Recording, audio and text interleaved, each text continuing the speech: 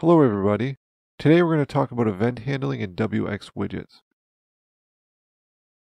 Let's start by taking a look at the menu we created in the previous episode. So our menu has three menu items: New, Test, and Quit, as well as a submenu. We don't need this submenu, so I'm going to go ahead and get rid of that. Inside the mainwindow.cpp file, I'm going to get rid of the append separators and all of the code in between.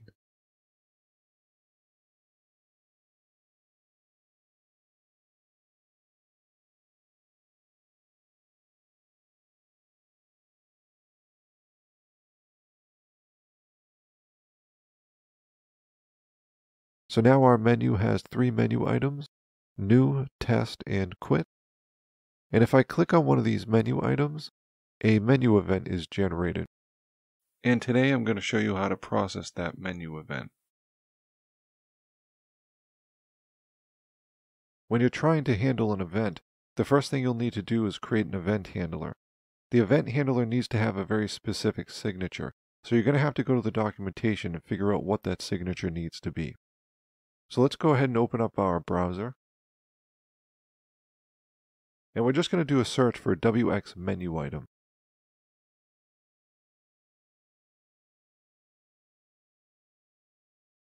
And the first or second result should be for the wx menu item documentation.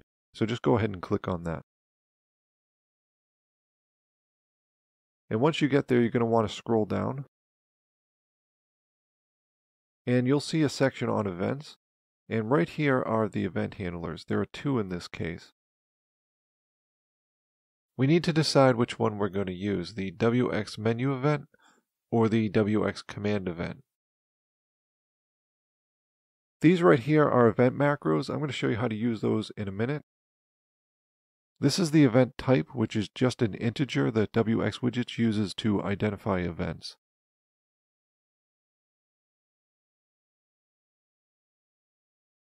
Now, if you look at this description, it says process a wx event menu command, which is generated by a menu item. That's the event that we're going to try to handle today. That's the same event emitted by the wx menu item class when we click on it. So it says right here that it uses a wx command event, which means this is the event handler we want to use. So we're going to go ahead and copy this. And now we're going to go into mainwindow.h, and we're just going to paste that in.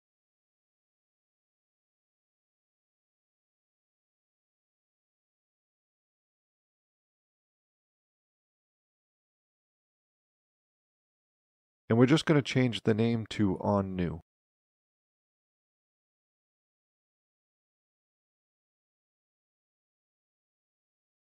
And we'll need to add that to mainwindow.cpp as well.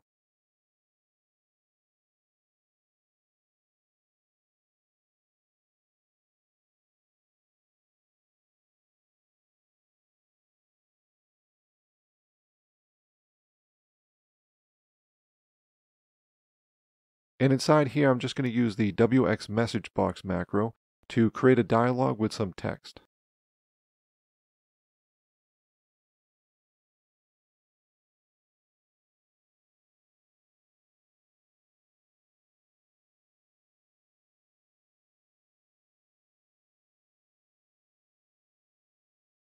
And that's all we're going to do for now. Now that we have our event handler, we need to decide how we're going to bind our event to the event handler. There are two ways you can do this. There is static event handling and dynamic event handling. Static event handling binds events to their event handlers at compile time, and dynamic event handling binds events to their event handlers at runtime. For this event, we're going to use static event handling. So we'll need to go back to the mainwindow.h file. And at the bottom of the class, we'll need to add the declare event table macro.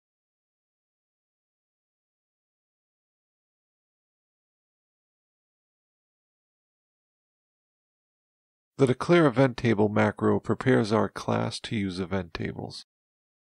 Now we need to make sure that we put this macro at the bottom of our class because it changes the access specifier.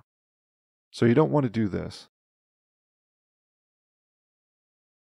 because now we don't know what the access specifier for our event handler is. Okay, the next thing we need to do is create an event table. So we need to go back to mainwindow.cpp, and we're going to go to the top of the page. And now we need to use two macros to create our event table, the begin event table macro and the end event table macro.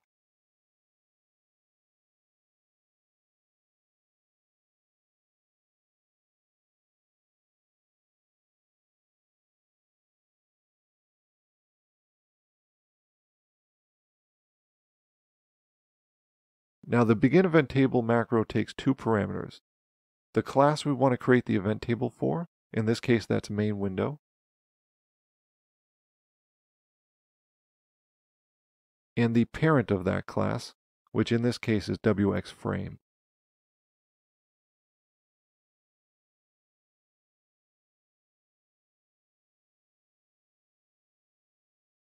Now inside of the event table we need to add an event macro. So we'll need to go back to the documentation.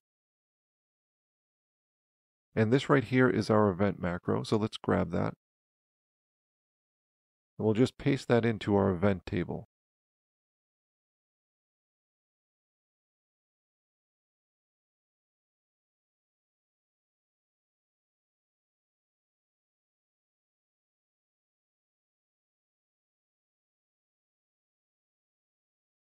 Now we need to specify the ID in the function. The ID is the same ID we passed to the append method.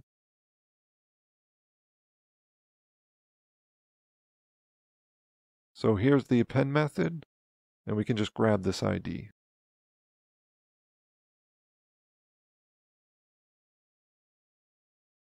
And the function is the event handler we just created.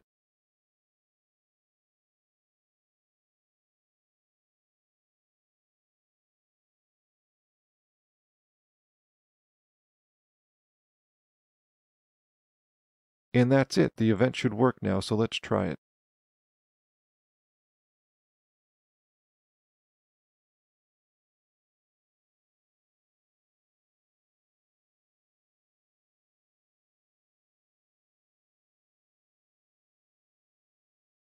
If we click on the new menu item, we get our dialog.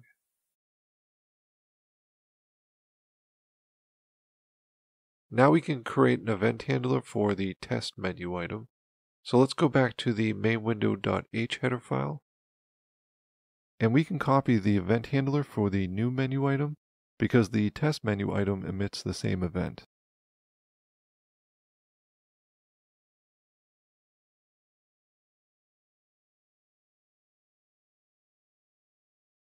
And we'll just change the name to onTest.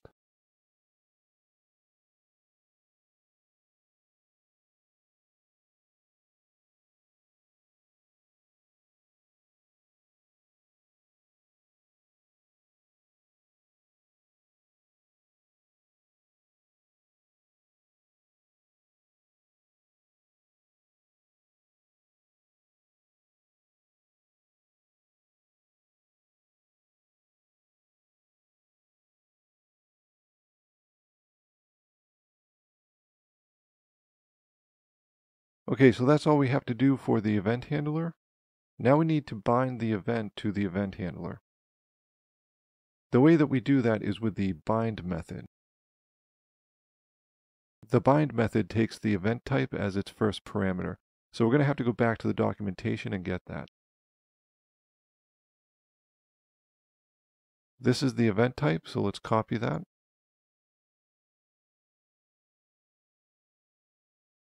And paste that in.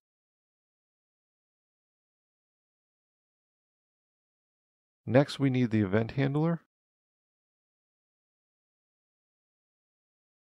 So we'll copy this and paste that in.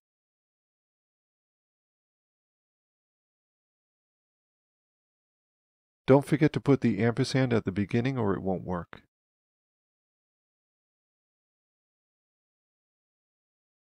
The third parameter is the object, so we can just use the this pointer. And the final parameter is the ID. We don't know what the ID is because we passed wxIdAny to the append method, but that's okay because we can get the ID from the return value, which is a pointer to a wx menu item.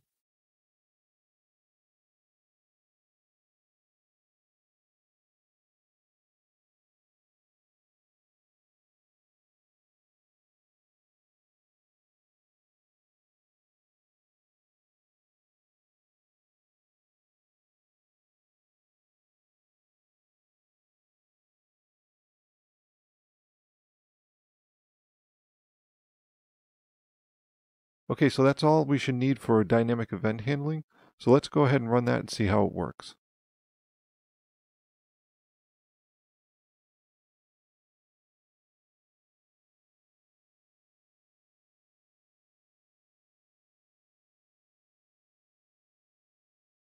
If we click on the test menu item, we get our dialog.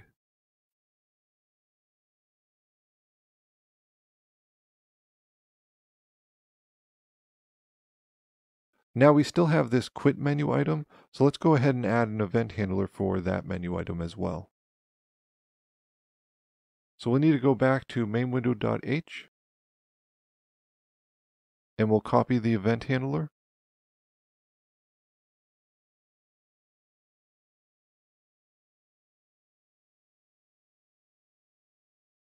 And change the name.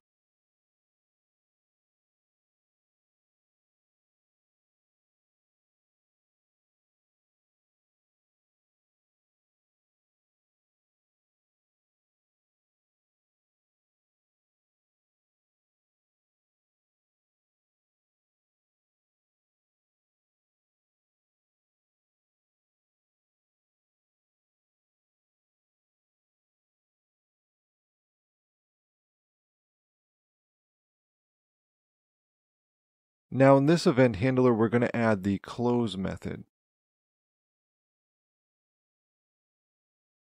The close method generates a close event, which will be handled by the frame class. The default handler for the close event just destroys the window. So now we need to bind our event to our event handler. And since we used dynamic event handling for the last event, let's go ahead and use static event handling.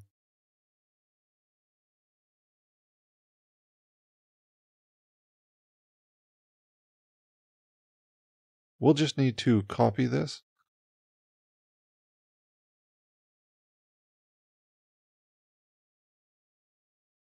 and change the ID in the function.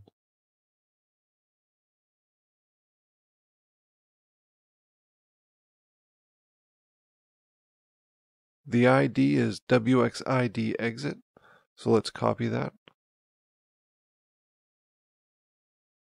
Paste that in.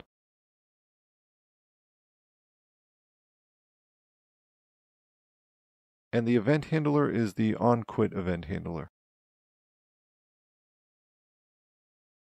So we'll just paste that in. Okay, so let's run that.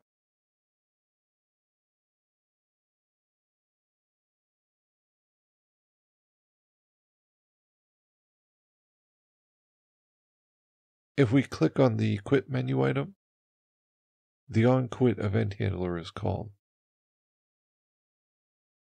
And then the window closes. Now, like I said, the close method generates a close event, which is handled by the frame class. But we can create our own event handler for the close event if we want to. So let's go ahead and do that.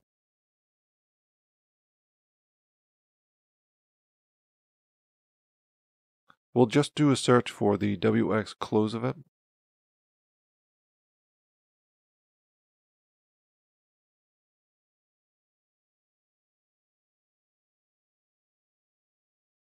And this is basically what we're going to be doing here. But right now we just need the event handler, so let's copy that. And we'll go back to main-window.h, paste it in,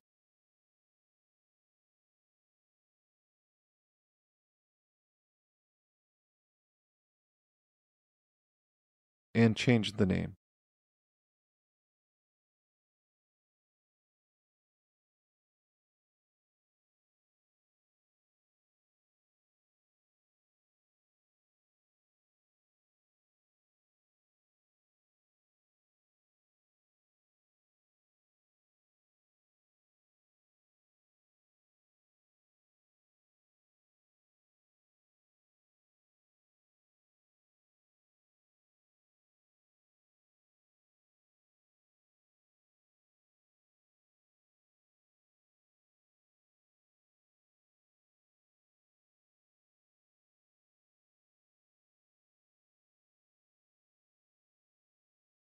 For now, our event handler is just going to call the destroy method.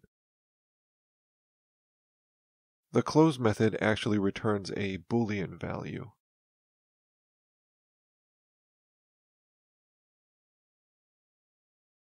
If the close method returns true, then the window will close. If it doesn't, then the window will stay open. We'll need to add some logic to our onClose event handler to determine if the window should close or not.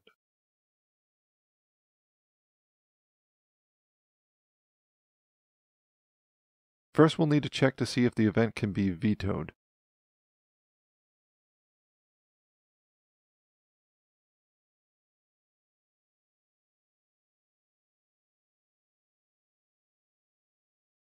If we call veto on the event object, it causes the close method to return false.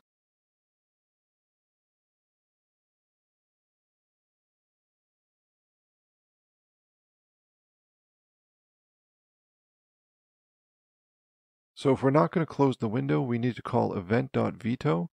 That will cause the close method to return false, and then we need to exit the event handler. Now let's create a dialog box to ask the user if we should close the window.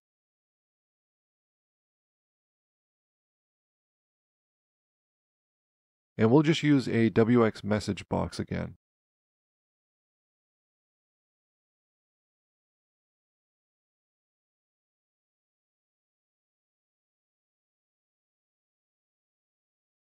The first parameter is the message.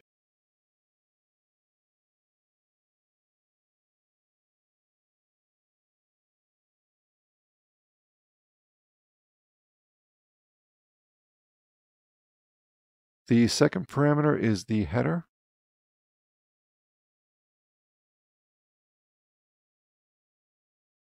And the third parameter allows us to specify the buttons we want.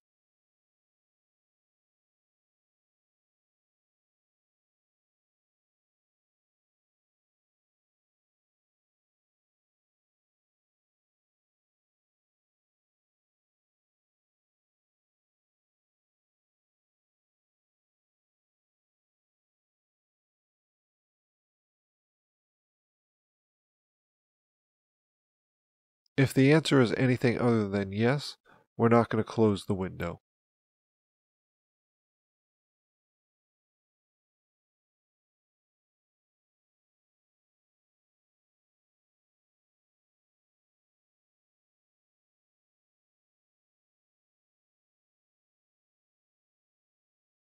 The reason we need to call event.canVeto is because if any point before this setCanVeto is set to false, we won't be able to veto the event.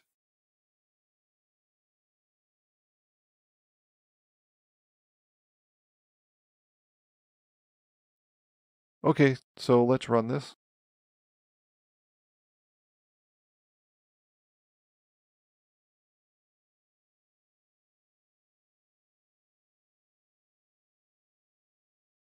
So we get main window on quit, main window on close, and then we get our message asking us if we should close the window. If we hit no, nothing happens. If we do it again and we hit yes, the window closes. Another thing I should point out is if we click the little red box here, it goes straight to our onClose event handler.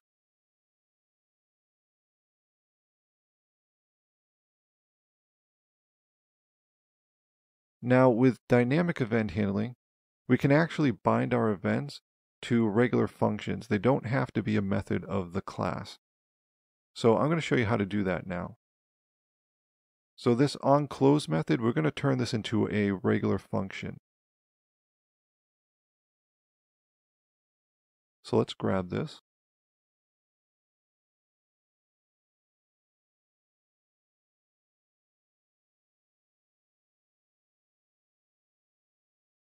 And we'll just add that to the top.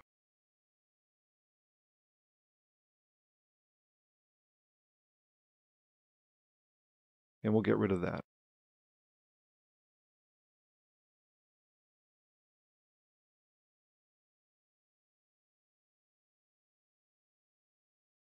Okay, now here in the bind method, we just want to get rid of this, as well as the object.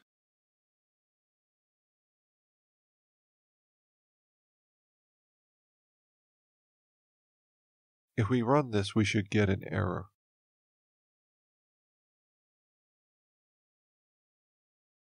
The reason for that is because the destroy method isn't going to work because that's a member of the frame class.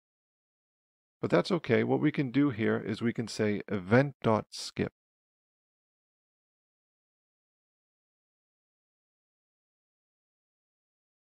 Normally when wxWidgets is processing an event, when it finds an event handler, it stops processing the event. It only looks for one event handler and then it stops. If you call skip on the event object, that tells wxWidgets to look for another event handler. In this case, that's going to cause wxWidgets to find the default event handler provided by the wxFrame class. That event handler just destroys the window. Okay, so let's go ahead and run this.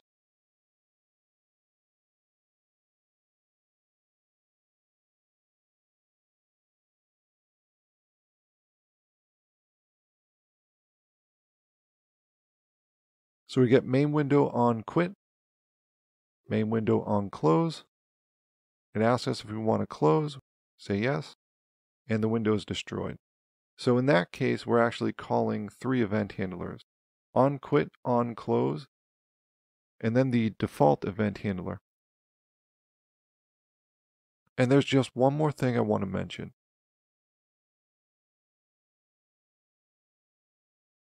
If you have an event handler like this, and you're not using the event object, you want to use the wx Unused Macro.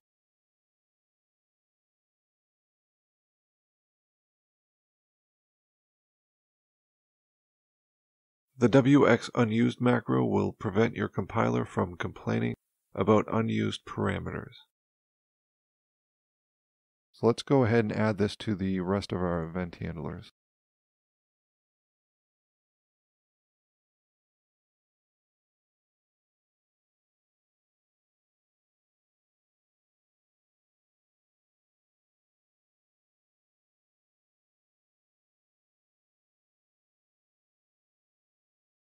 And one thing I forgot to mention is with dynamic event handling, you can unbind events.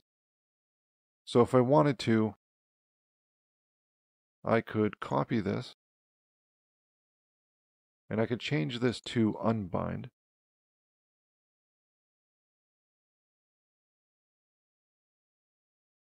And now if we run this,